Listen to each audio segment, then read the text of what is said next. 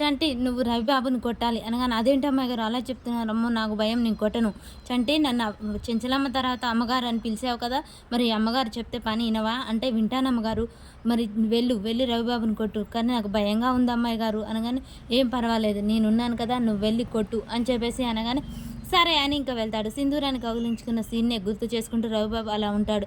ఏంట్రా ఇలా వచ్చావు, ఏం కావాలి అనగానే నాకు ఏదన్నా ఇంట్లో పని ఉంది కదా, ఎవరైనా పని చెప్తే చేయాలా వద్దా, చేయాలి, మరి నీ పర్మిషన్ కావాలి అనగానే నువ్వు పని చేయడానికి నా పర్మిషన్ ఎందుకురా, చెప్పండి అయ్య గారు చేయాలనా వద్దా అంటే సరే చేయాలి, మీకు ఇష్టదైవం ఏంటిది, నా దేవుని ఆయన నువ్వు పని చేస్తే నా దేవుని నేనెందుకు కోరుకోవాలి, బాబాయ్ గారు కోరుకోండి అనగానే సరే జై మన్మద అని చెప్పేసి అనగానే చంటి అలా చంప పగలగొడతాడు. పగలగొడి ఏంట్రా నన్ను కొట్టావు అని చెప్పేసి అనగానే అమ్మాయి గారు చెప్పారు నేను కొట్టాను అంతే అనగానే ఏంట్రా నీకు ఎంత పొగరు అని చెప్పేసి నన్నే కొడతావా అని చెప్పేసి చంటి మీదకి పరిగెడుతూ ఉంటాడు. ఇక చంటి అటు ఇటు ఉరికిస్తుంటాడు. అబ్బాయి గారు నాకు మాట ఇచ్చారు నేను చేసిన పనికి అడ్డు రానని, మళ్ళీ ఇదేంటి నా ఎమ్మడి పడుతున్నారు అని చెప్పేసి అమ్మాయి గారు కాపాడండి అని చెప్పేసి ఇంకా సింధూర దగ్గరికి అయితే పరిగెడతాడు. చూడు హే ఆగు అని చెప్పేసి సింధూర చేయడం పట్టగానే ఓహో ఈ పని నీదా, అవును నాదే, చూసావు కదా చెంచలమ్మ వస్తువు ఏదైనా ముట్టుకుంటే ఎలా చేశాడో అందుకు నీకు తెలియాలి అని చెప్పాను. అమ్మాయి గారు అంతకు రవిబాబు చేసిన తప్పేంటి, చెంచలమ్మ గారికి ఇష్టమైన ఒక వస్తువు మీద చేయి వేశాడు అందుకే ఇలా చేశా, అలాంటప్పుడు ఏం చేయాలి చంటి అనగానే నరికి పారేయాలమ్మ గారు, చెంచలమ్మ గారికి ఇష్టమైన వస్తువు మీద చేస్తే సరే ఇక వెళ్ళు అనగానే అర్థమైందా ఏం చేస్తానో, ఈసారి ఒక్క తప్పుకు వదిలిపెట్టా, అదే ఒక తప్పు అని వదిలిపెడతాం దాని పక్కన సున్నాలు పెట్టాల్సి ఉంటుంది, అర్థమైందా చంపి పడేస్తాను అని చెప్పేసి ఇక సింధూర రవిబాబుకు వార్నింగ్ ఇచ్చి వెళ్ళిపోతూ ఉంటుంది.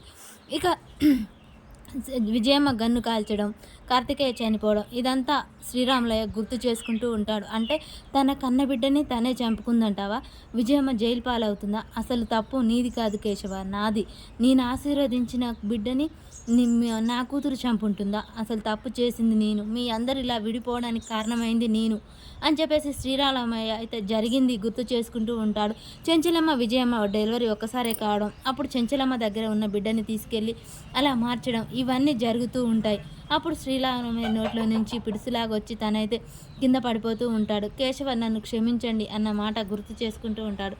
శ్రీరామయ్య ఒక్కసారిగా కింద పడిపోతాడు. నేను చేసిన తప్పుకి ఇదే శిక్ష, నన్ను క్షమించండి అని చెప్పేసి అలా కింద పడిపోతాడు. కింద పడిపోగానే ఇక కార్తికేయ చెంచలమ్మ విజయమ్మ అన్ని ఫోటోలు ఒక్కసారిగా అలా పక్క పక్కన పెట్టి చూపిస్తూ ఉంటారు. ఇంకా శ్రీరామయ్య స్పృహలోకి వచ్చాక మాట వస్తుంది, నేను చెంచలమ్మతో మాట్లాడాలి అని చెప్తూ ఉంటాడు. విజయమ్మ ఏం చెప్పు నాన్న నేను వచ్చాను కదా చెప్పు అని విజయమ్మ అంటుంది. లేదు నేను చెంచలమ్మతో మాట్లాడాలి అనగానే ఇక చెంచలమ్మకైతే విజయమ్మ భర్త ఫోన్ చేసి శ్రీరాములయ్య ఇలా అంటున్నాడు నువ్వు తొందరగా రానగానే నేను ఎమ్మటే వస్తున్నాను అని చెప్పేసి చెంచలమ్మ అయితే పరుగున వస్తుంటుంది.